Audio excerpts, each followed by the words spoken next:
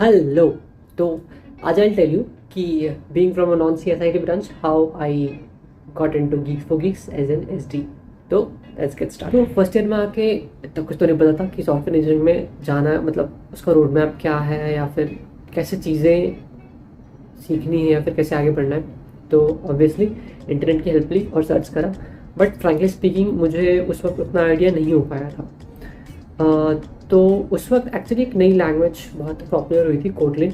तो मैंने सोचा यार कुछ नहीं तो यही सही, क्योंकि एक्चुअली 11th-12th में भी मैंने computer science as an extra subject ले रखा था। तो मुझे C++ का आइडिया था कि how it works and how it goes. और एक्चुअली मेरा जो पैशन है सॉफ्टवेयर इंजीनियरिंग में या फिर कोडिंग में यू कैन से, वो वहीं से आया था, क्योंकि मैं टेक की तरफ काफ़ी पहले से इनक्लाइन था। और जब मैंने कंप्यूटर साइंस में वो C++ के साथ इनकाउंटर करा था तो शायद वो चीज़ और ज़्यादा स्ट्रांग हो गई थी। तो वही है, मैंने फिर कोटलिन एक्सप्लोर करना शुरू कर दिया। और एक्चुअली उस वक्त मेरे पास लैपटॉप था नहीं, तो मैंने ये सोचा कि जब तक मैं लैपटॉप लूँगा तब तक शायद काफ़ी लेट हो जाए।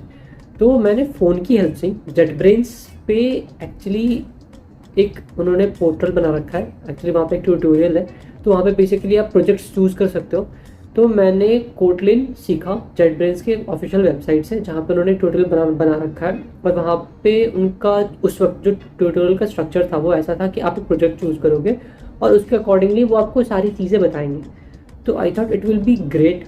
और फॉर्चुनेटली उनका जो कोर एडिटर था वो फ़ोन पे बहुत अच्छे तरीके से काम मतलब ठीक ठाक कर जाता था।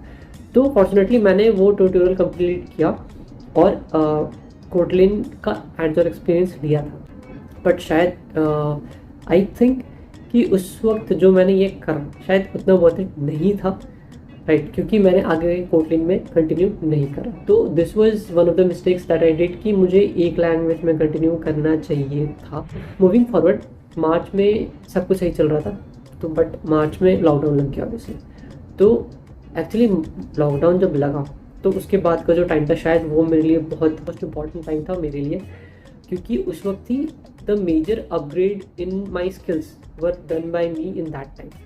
तो लॉकडाउन के समय पे मैंने ऑब्वियसली लैपटॉप तो लिया नहीं था, तो मैंने फ़ोन की हेल्प से और भी इंटरनेट को मतलब खोलना चालू करा, देखा कहाँ क्या चीज़ें मिल सकती है मेरे को। तो I came across a website called W3 Schools। तो वहाँ पे मैंने HTML और ये सारी चीज़ों के बारे में देखा। और एक्चुअली सीन ये था ना कि 9-10 से I was aware about HTML CSS, जो कि मोस्ट ऑफ द स्टूडेंट्स होते हैं। तो मुझे उस वक्त भी वो बहुत फैसिनेटिंग लगती थी। तो मैंने जब इसको एनकाउंटर करा तो ऑब्वियसली वो जो फैसिनेशन था अगेन इट ग्रू अप। तो मैंने W3 स्कूल से पढ़ना चालू करा और साथ साथ मैंने नोट्स भी बनाए। तो फ़ोन की हेल्प से मैंने W3 स्कूल्स की हेल्प से HTML और CSS एंड जावास्क्रिप्ट ये तीनों चीज़ों के बारे में जाना, तीनों इनके बारे में पढ़ा, इनके बारे में नोट्स बनाए। और W3 स्कूल्स पे कुछ उनकी वेबसाइट पे कुछ एक्सरसाइजेज भी हैं जो मैंने करी थी। तो इतने में फर्स्ट ईयर और सेकेंड ईयर का हाफ ख़त्म हो चुका। Now cut to second year. ठीक है, सेकेंड ईयर में मैंने लैपटॉप ले लिया। एक्चुअली सेकेंड ईयर शायद आधा ख़त्म हो चुका था तब मैंने लैपटॉप लिया।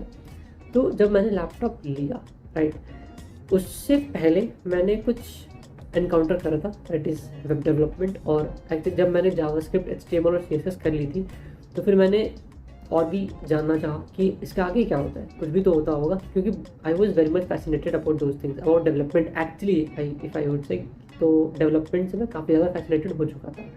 मैंने और ज़्यादा चीज़ें खोलना चालू करी, चीज़ें देखना चालू करी। तो I encountered JavaScript libraries like React and all. तो एट दैट मोमेंट मुझे शायद लगा कि ये चीज़ बिना लैपटॉप के नहीं हो सकती। तो मैंने रिएक्ट थोड़ा बहुत एक्सप्लोर करा, ऑब्वियसली कुछ W3 स्कूल से करा, कुछ उनके डॉक्यूमेंटेशन पढ़ी थी, बट मुझे उतनी समझ नहीं आई फ्रैंकली स्पीकिंग। तो उसके बाद जब मैंने लैपटॉप लिया उसके बाद मैंने रिएक्ट पे प्रॉपर काम चालू किया। तो this was the second phase. First phase was in the first year and second year का हाफ था, जहाँ पे मैंने HTML CSS और जावास्क्रिप्ट के बेसिक क्लियर किए थे, कुछ एडवांस चीज़ें पढ़ी थी, राइट। और उसके बाद ये सेकंड फेज है जहाँ पे मैंने डेवलपमेंट के वर्ल्ड में एंटर करा था, रियल डेवलपमेंट के वर्ल्ड में, जहाँ पे मैंने जावास्क्रिप्ट लाइब्रेरीज को एक्सप्लोर करना शुरू करा था। तो एक्चुअली हुआ क्या था कि मैंने यूट्यूब पे कुछ बिल्ड्स देखे थे, राइट, कुछ प्रोजेक्ट्स देखे थे जो बंदे बना रहे थे, और एक्चुअली मैंने कुछ फॉरेन डेवलपर्स को ज़्यादा फॉलो कर रखा था, तो मैंने उनके प्रोजेक्ट्स देखे थे। तो वो लाइक यार वो क्लोथ्स बनाते थे, आई वॉज रियली फैसिनेटेड कि यार अगर ऐसी चीज़ें हो सकती है तो मैं भी बना सकता हूँ।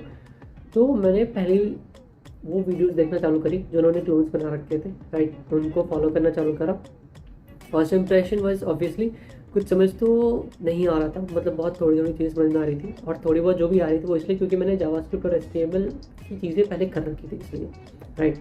तो चीज़ें जब आगे बढ़ती गई, आगे समझता गया, प्रोजेक्ट्स करता गया, उनके साथ चीज़ें बनाता गया, तो जैसे जैसे चीज़ें बनाता गया उनके साथ चीज़ें एक्सप्लोर करता गया, तो फॉर्चुनेटली वो चीज़ें मुझे काफ़ी अच्छे से समझ में आने लगी। और अब हुआ क्या कि मैंने उन्हें, मतलब मैं जो देख देख के चीज़ें करता था, राइट, वो अब मैं कुछ इस तरीके से करने लगा कि मैं खुद से कुछ अपने आप को टास्क असाइन करने लगा था, और कुछ प्रोजेक्ट पे मैंने खुद काम करा था, राइट। तो यार मैंने डेवलपमेंट काफ़ी ज़्यादा कर ली। आई थिंक मैंने 2 साल तो डेवलपमेंट ही करी, नई नई चीज़ें सीखी और नई नई लाइब्रेरीज़ के बारे में एक्सप्लोर करा था। और बहुत बहुत बहुत एक्सटेंसिव चीज़ें होती हैं जो कि आप यूज़ कर सकते हो, जो कि रियल वर्ल्ड डेवलपमेंट में यूज़ होती है, जो कि आप एनकाउंटर करोगे जब आप प्रोजेक्ट बनाओगे। तो वो सारी चीज़ें मैंने अपने सेकंड फेज़ में एनकाउंटर की थी, जहाँ मैं अपने स्किल्स को ऐड करता गया, और चीज़ें मुझे बहुत ज़्यादा इंटरेस्टिंग और ज़्यादा लगने लगी थी और ज़्यादा फैसिनेटिंग लगने लगी थी। और ऑब्वियसली लैपटॉप भी आ चुका था मेरे पास, तो मैंने काफ़ी एक्सटेंसिवली प्रोजेक्ट्स बनाए थे, उन पर काम करा था। और प्रोजेक्ट्स बनाने में you will face difficulties, I know कि काफ़ी ज़्यादा डिफ़िकल्टीज आती हैं, काफ़ी चीज़ें समझ में नहीं आती है, but one of the thing that I think is good is patience, right. तो this was the second phase जहाँ पे मैंने रिएक्ट और बाकी सारी लाइब्रेरीज जो जावास्क्रिप्ट की हैं, जैसे रिडक्स हो गई, रिएक्ट हो गई, राइट, कुछ डेटा बेसिस लाइक फायरबेस हो गए, वो सारे मैंने एक्सप्लोर करे थे और अपने प्रोजेक्ट्स बनाए थे, right. Now the third phase. Now अब ये टाइम था जब कॉलेज खुल चुका था, it's the third phase of my skill upgradation you can say, और this journey, कि कॉलेज खुल चुका था और मैंने पहले प्रोजेक्ट्स पे काम कर रखा था, सारी चीज़ें बन चुकी थी, सब सही था, सब सेट चल रहा था। But one thing that I was missing out was DSA. See, जो एक नॉर्मल प्रोग्रामिंग लैंग्वेज होती है, राइट, उसके जो बेसिक्स होते हैं उससे मैं बहुत अच्छी तरीके से वाकिफ़ था। मुझे पता था कि चीज़ें कैसे काम करती हैं, होती क्या है, लॉजिक क्या होता है, सिंटैक्स क्या होता है, मतलब जो बेसिक्स होते हैं किसी भी प्रोग्रामिंग लैंग्वेज के, वो मुझे पता थे। तो मैंने, आप जैसे मैंने पहले बताया कि मैंने C++ 11-12 में कर रखा था, तो उनसे मेरे को काफ़ी कुछ आइडिया था, बट डीएसए का इन डेप्थ मेरे पास आइडिया नहीं था। तो जब कॉलेजेस खुले and I saw that DSA is also very much important, तो मैंने फिर डीएसए करना चालू करा था। तो जब मैं कॉलेज गया, मैंने March, I remember March third year में जब मैं था, तो मार्च में मैंने शुरू करा था डीएसए, और इट टुक मी 3 मंथ्स, 3 महीने लगे थे मेरे को, जो आपको बहुत जगह यूट्यूब पे सुनने को मिलेगा कि हाँ 3 महीने लगते हैं, लिटरली 3 महीने लगे थे मेरे को। और 3 महीने इसलिए लगते हैं यार क्योंकि बहुत सारी चीज़ें होती हैं, उनको आपको प्रैक्टिस करना होता है। ऐसी चीज़ें नहीं है कि आपने बस एक बारी देखी, आपने नोट किया और सब फिक्स हो गया, ऐसा नहीं होता। आपको चीज़ें सीखनी होती हैं, नोट करनी होती हैं, और उनको इम्प्लीमेंट भी करना होता है। तो मैंने ऑब्वियसली कुछ प्लेटफॉर्म का यूज़ किया था, लीडकोड का यूज़ किया था, गीक्स का यूज़ करा था, और चीज़ों को इम्प्लीमेंट करते करते धीरे धीरे सारी एल्गोज जो भी हैं और डेटा स्ट्रक्चर जो भी हैं वो सीखे थे, करे थे। तो 3-3.5 महीने के बाद with this I was ready to face the interview. Now the last phase comes, that is applying for jobs. और ऑब्वियसली इस वक्त रिसेशन हिट कर चुका था, jobs, there was a decent job cuts, right, you all know. But मैंने jobs पे apply करा, हर जगह अप्लाई करा था, काफ़ी जगहों से लिंक्स भी आए थे, कुछ अच्छी कंपनी से भी आए थे जो कि मैंने क्लियर करे थे। बट ऑब्वियसली रिसेशन जब हिट हुआ तो हायरिंग बुरी तरीके से फ्रीज हो गई थी। But on I think in the month of November I got the opening at Geeks for SD intern and gave the interview, fortunately cleared it and got the offer, and rest is all. You can see that finally I am working as an SDE at Geeks for Geeks. So देखो boss, conclusion ये है कि if you are clear about your path, if you are clear about your goal, तो आप कर सकते हो, no matter आप किसी भी ब्रांच से आते हो. I am being from a mining engineering branch. I tried, I was not like very good in all the subjects in my college obviously. I just tried कि मैं हर चीज़ों से बाहर बस पार पा जाऊँ, क्योंकि मेरा जो मेन गोल है उस पर मेरे को ज़्यादा फोकस रखना है. तो मैंने इतना कर रखा था कि हाँ वो चीज़ें मेरे से पार हो जा रही थी, मतलब ऑब्वियसली एग्जाम्स और जो भी चीज़ें वो मैं पार कर लेता था. और हाँ, जो मेरा मेन फोकस था, जो मेरा मेन गोल था, मैंने उस पर काफ़ी मेहनत करी थी.